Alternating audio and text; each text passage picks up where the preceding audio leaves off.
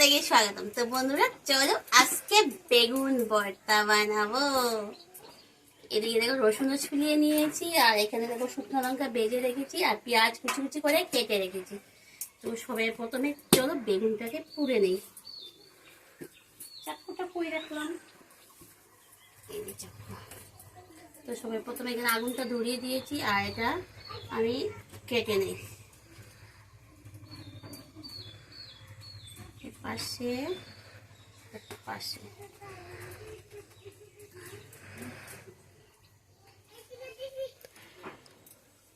রসুন এই ভিতরে খেলে টেলে ঢুকিয়ে দেব। চাকু দিয়ে বেগুনটা কেটে নিয়েছি, আবার এখন বেগুনের এই কাটা দিক দিয়ে রসুনটা খেলে টেলে ঢুকিয়ে দেব।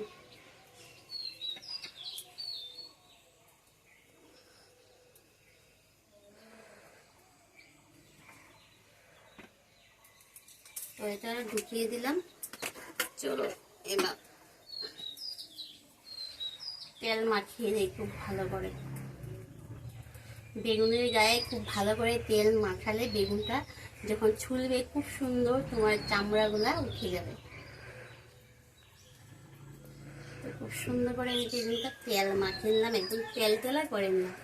চলো এবার এখানে বসিয়ে দিই, চুলোতে পুরো দিতে দেবো।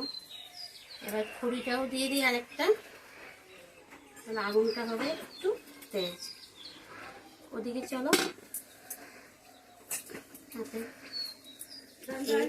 তেলগুলো লাগিয়ে দিই। তো এটা আমাদের তেল লাগিয়ে নিয়েছি, আবার এটাও এরকম করে ফুটো করে দিলাম। আর বেগুনটা ফুটো করে পোড়া দিলে পরে বেগুনটা ফেটে ওঠে না। অনেক সময় বেগুন কি হয়, ফেটে ওঠে।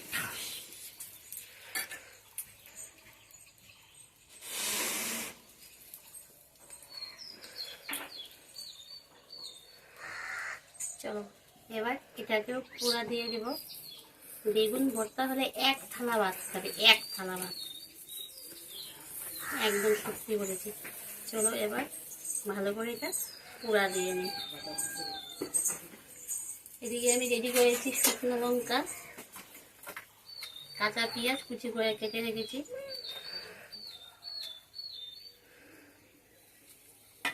আর দেখো এদিকে অনেকগুলো কচু কেটে বেজে নিয়েছি, অনেকগুলো এক থালা বেজে নিয়েছি। খুব সুন্দর করে কচু কেটে বেজে নিয়েছি। আর এই দেখো কচুটা তোমাদেরকে দেখাচ্ছি। এই যে এই কচুটা কেটে ভেজে নিয়েছি। তো এটা এবার এদিকে রেখে দিই।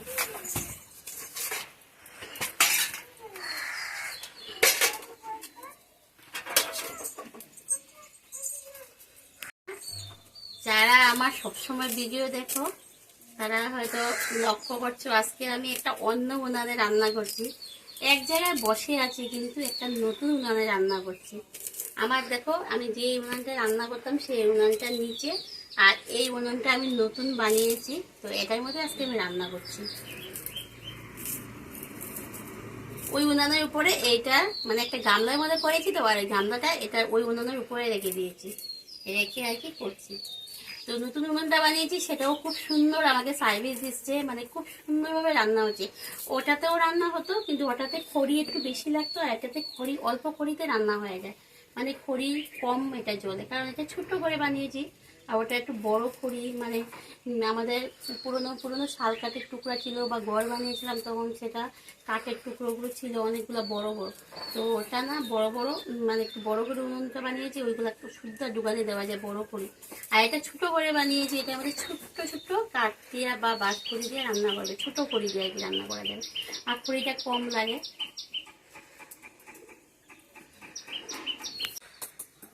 তো বন্ধুরা বেগুনটা পুরো হয়ে গেছে, চলো এবার এটা নামিয়ে নেই। এই দেখো তো খুব সুন্দর করে পুরা হয়েছে। তো চলো এবার বেগুনটা ভর্তা করবো, এবার ছুলে দিই।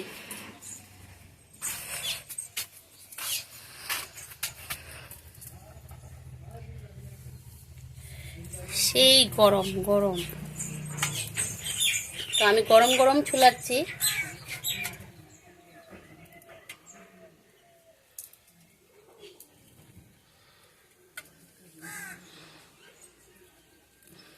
ডাটাটা স্লিপ করছে, এই জায়গাটা না পুড়ে গিয়েছে, দেখো ছুটে গিয়েছে, ধরা যাচ্ছে না, ডাটাটা স্লিপ করছে।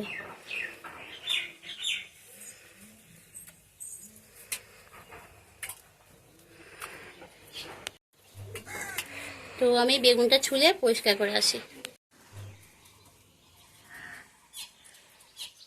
তো ছুলে পরিষ্কার করে নিয়ে নিয়েছি, চামড়াটা পুরো ছুলে দিয়েছি। এবার চলো এখান থেকে এটা কেটে ফেলি।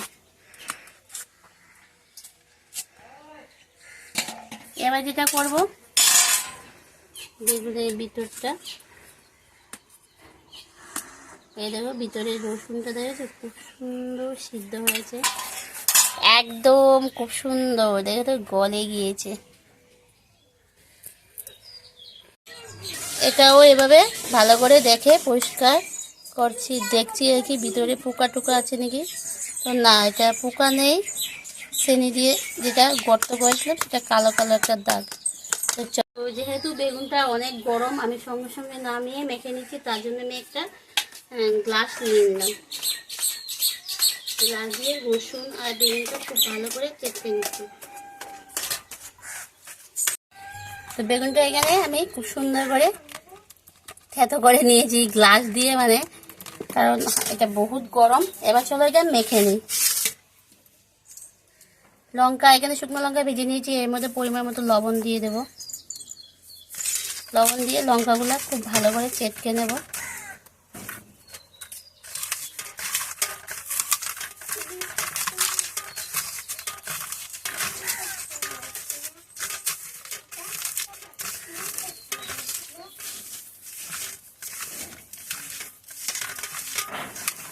লবণের সাথে খুব ভালো করে এটা গুঁড়ো করে নিলাম। এবার পেঁয়াজটাও খুব ভালো করে মেখে নিই।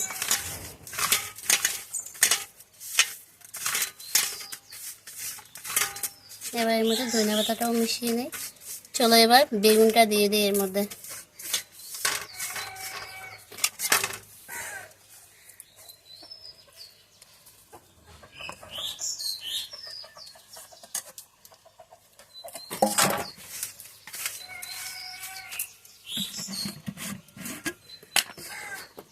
সরষা তেল দিয়ে দিই।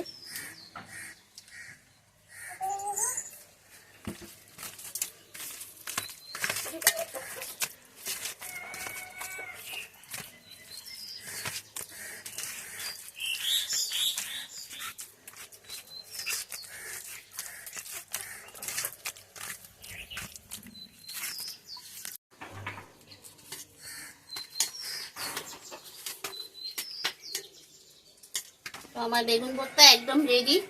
তোমাদের কাছে কেমন লেগেছে যদি ভালো লাগে লাইক করবে, কমেন্ট করবে, শেয়ার করবে। যারা এখনো আমার এই চ্যানেলটি সাবস্ক্রাইব করেনি প্লিজ সাবস্ক্রাইব করে দিও, পাশে বেল আইকনটা অল করে দিও। তো আজকের মতো টাটা।